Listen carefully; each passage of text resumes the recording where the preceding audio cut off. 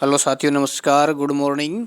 जैसा कि साथियों की समस्याओं को ध्यान में रखते हुए मुझे ये वीडियो बनाना पड़ रहा है, ठीक है। कई साथी ये कह रहे हैं कि हमारा जो बेरोजगार भत्ता इतना कम क्यों आ रहा है। तो साथियों मैं आपको बता देता हूँ, कम भत्ता आने का कारण यही है कि मान लो किसी का भाई बेरोजगार भत्ता फॉर्म अप्रूव कब होता है, किसी महीने की तारीख को होता है। जैसे उदाहरण के तौर पर मान लो ये कैंडिडेट है पूनम यादव, ठीक है।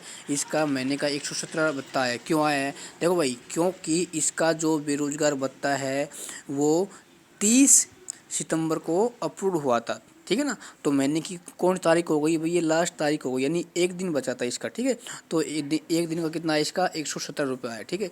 यदि मान लो इसका 29 का होता है ना, 29 का, तो कितना आ जाता भाई 29 व 30 2 दिन का कितना आता 234। तो इसी प्रकार इसका अक्टूबर का कितना आया, इसका 3500 आया। क्यों? इसके पूरे महीने का है 31 के 31 दिन का, ठीक है। कहने का मतलब ये हुआ आपका जिस तारीख को फॉर्म अप्रूव होता है उसी तारीख को लगाकर शेष महीने में बचे आगे दिन को इंक्लूड कर दिया जाता है, ठीक है। मान लो जैसे उदाहरण के तौर पर कि आपका 20 दिसंबर को होता है अप्रूव, ठीक है। तो 20 दिसंबर के बाद कितने दिन बचे भाई, 11 दिन बच गए, ठीक है ना।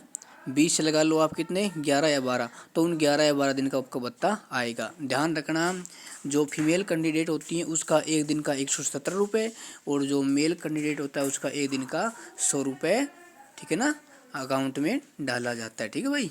तो इस प्रकार आपका भत्ता आता है। तो साथियों आपको घबराने की आवश्यकता नहीं है, आपका एक एक रुपये दिया जाएगा, एक भी आपको रुपये नहीं रखा जाएगा, ठीक है ना।